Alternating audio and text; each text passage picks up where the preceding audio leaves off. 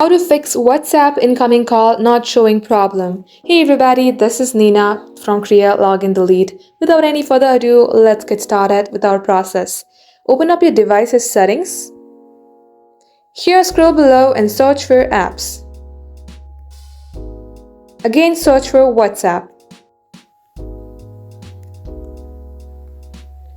And here go on to notifications. Make sure that you have allowed notification on sound and vibrations. Go to notification categories. Make sure you have toggled all these on. Now go to in-app notification settings.